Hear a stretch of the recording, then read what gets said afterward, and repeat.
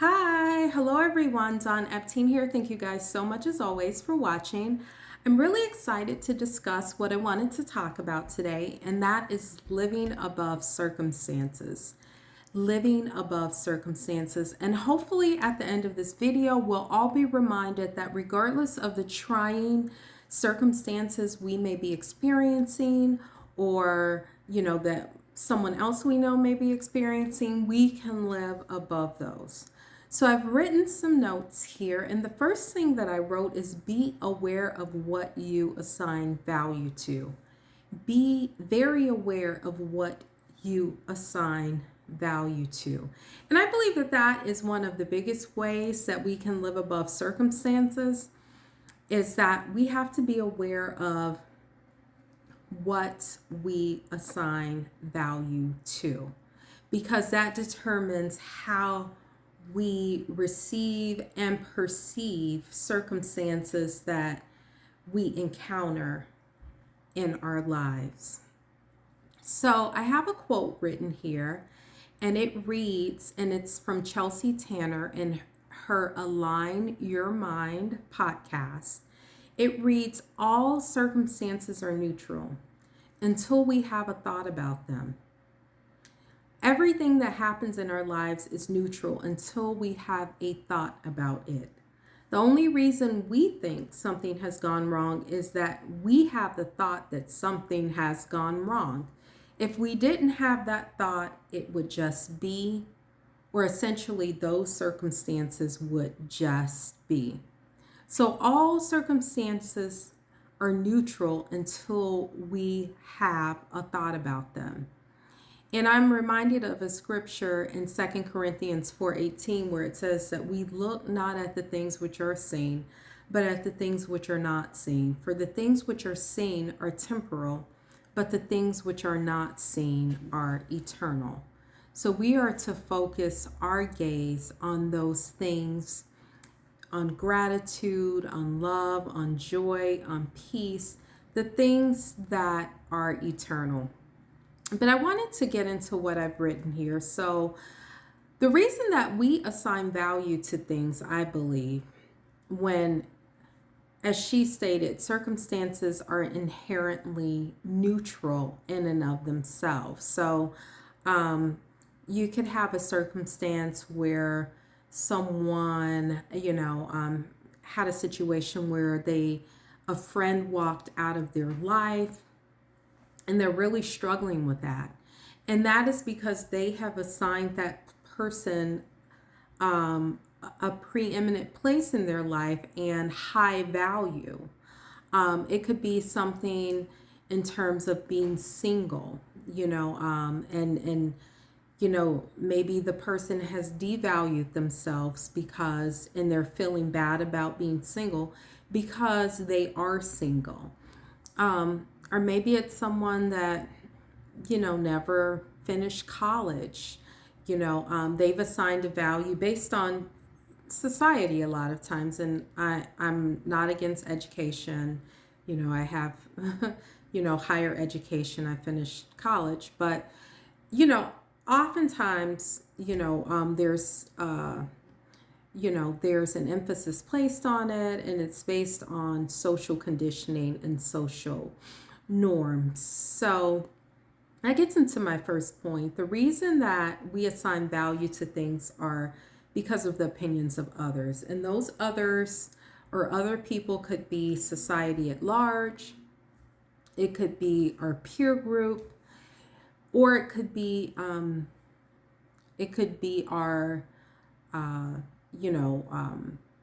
family. It could be, growing up that we were taught by our parents or, other authority figures that, when you grow up, you are to finish college and you should become a doctor or a lawyer. So we assign value to those things based on the opinions of others. And when those things do not occur in our lives, sometimes we feel bad about it.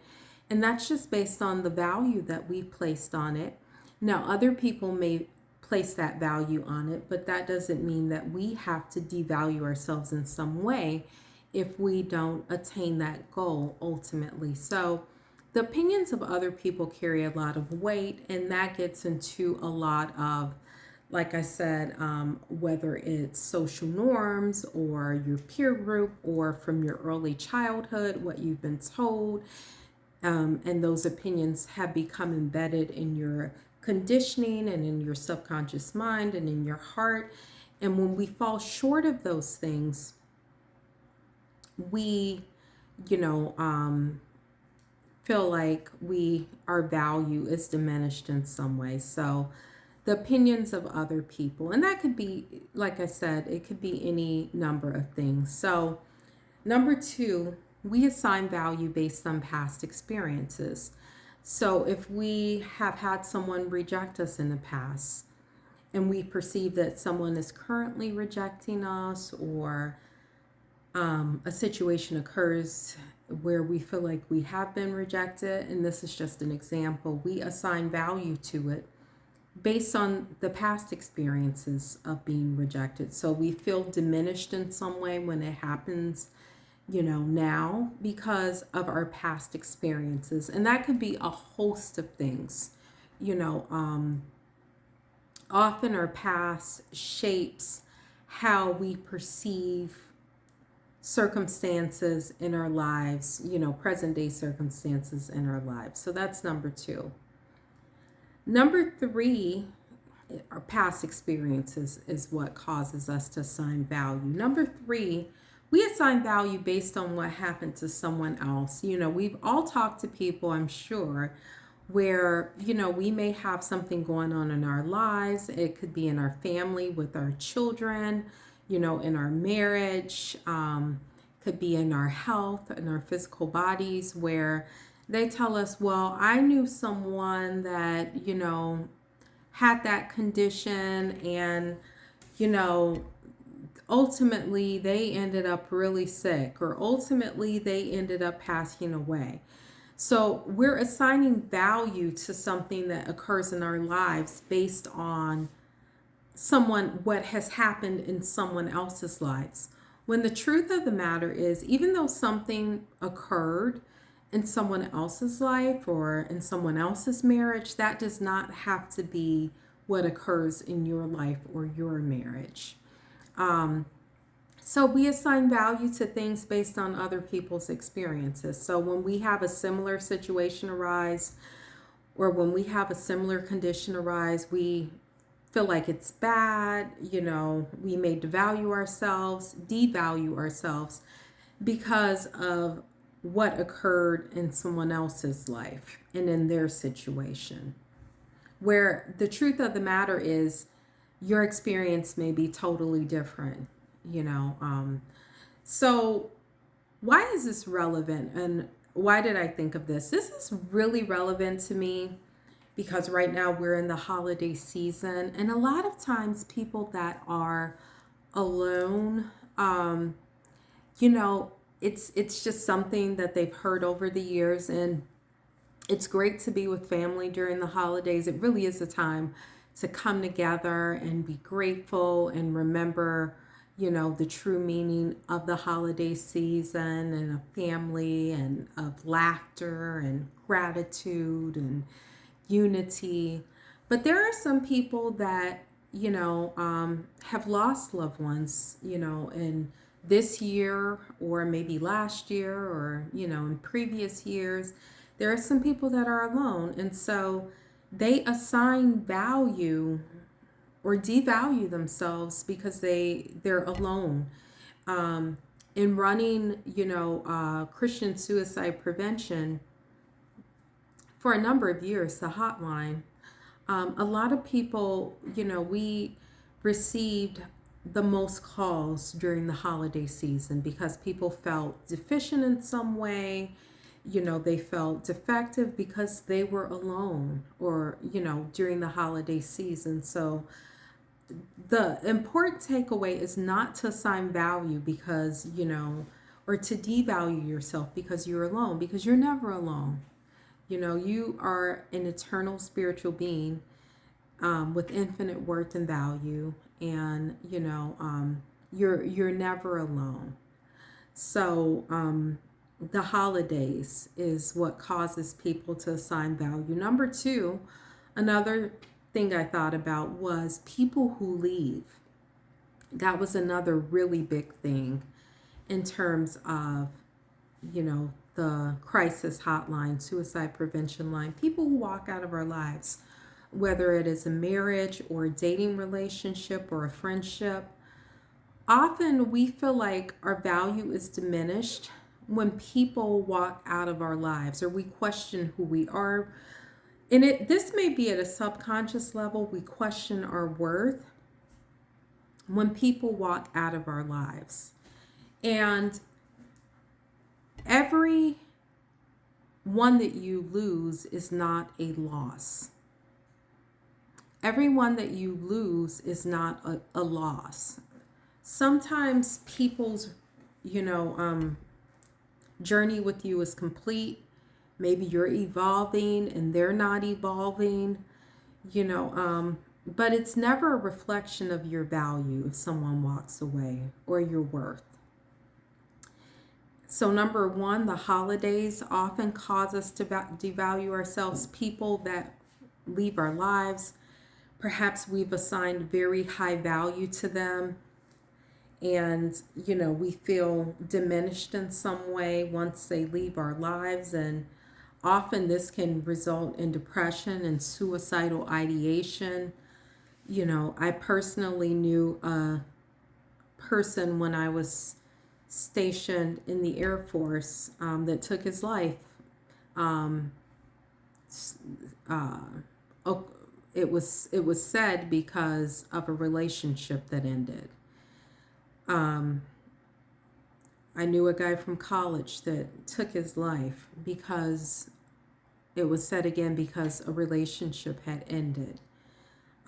Dating relationships in both cases. And there is an interview on the Christian Suicide Prevention website that I did with a man that contemplated and was about to take his life when his relationship years earlier had ended. We did the interview years later, but we assign value to things, especially during the holiday season or when people leave us. And we have to be careful of when people leave us, because often that is rooted in childhood trauma, where we were left or rejected, or, we were, not necessarily blatantly rejected, but we were not,